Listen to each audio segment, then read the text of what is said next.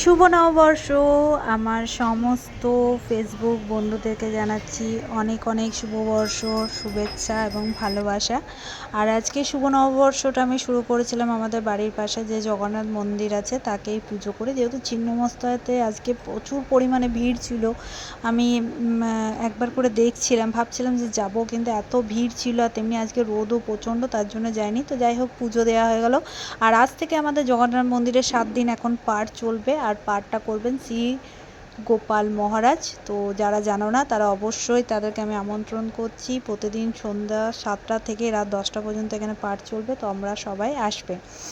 আর বাড়িতে এসে পরে দেখলাম দিদি অলরেডি পুজো করে দিয়েছে। আর এই যে জগন্নাথ, সুভদ্রার আর বলরামের ড্রেসটা কেমন হয়েছে অবশ্যই তোমরা কমেন্ট করে জানাবে। কিছুদিন আগে আমি বার্নপুর বাজার গেছিলাম, ওখান থেকে আমি ড্রেসগুলো নিয়ে এসেছিলাম। আমরা নতুন জামা কাপড় পরবো আর ভগবানকে পরাবো না, এটা তো কখনো হতে পারে না। তাই আজকে সমস্ত ঠাকুরদেরকেও আজকে নতুন ড্রেস পরানো হয়েছিল। তোমরা দেখতেই পাচ্ছ, গোপু সোনাকেও পরানো হয়েছিল। আর আজকে যেহেতু গণেশের পুজো, তাই একটু মোদক নিয়ে এসেছিলাম আর বাড়িতে একটু মিষ্টি। তো এখানে দেখলাম দিদি অলরেডি পুজো করে নিয়েছে। তো যাই হোক, দিদিই পুজো করে। তো তারপর দিদিকেও একটু ভিডিওতে দেখাচ্ছিলাম যে দেখাই তোমাকে। দিদি বলছে আমাকে দেখাতে হয় না। তারপর ওখান থেকে সোজা চলে এলাম উপরের রান্নাঘরে। প্রচণ্ড খিদে পেয়ে গেছিলো। আজকে এমনিতেও মন্দিরে গিয়ে অনেকক্ষণ বসে থাকতে হচ্ছিলো, আর জগন্নাথ মন্দিরেও ভিড় ছিল আজকে। তো এখানে এসে আমি লুচিগুলো তাড়াতাড়ি করে নিচ্ছিলাম। দিদি ওইদিকে কিছু একটা কাজ করছিল।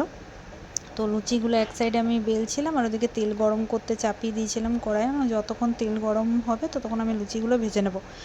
তো এইভাবে কয়েকটা করে লুচি আমি ভেজে নিলাম। তা করতে করতে দিদিও চলে এলো। এবার দিদি এসে সব লুচিগুলো ভেজে নিল, আমি একদিকে বেলে নিলাম, ও একদিকে ভেজে নিল। তো তাড়াতাড়ি করে আমাদের লুচিটা হয়ে গেল। আর আজকে জলখাবারে ছিল ছোলার ডাল আর লুচি। এখানে দিদিও বসে গেল, আমিও নিয়ে নিলাম। আজকে সারাদিন কি করছি যতটুকু পারবো তোমাদেরকে আপডেট দেওয়ার চেষ্টা করব। এখনকার মতো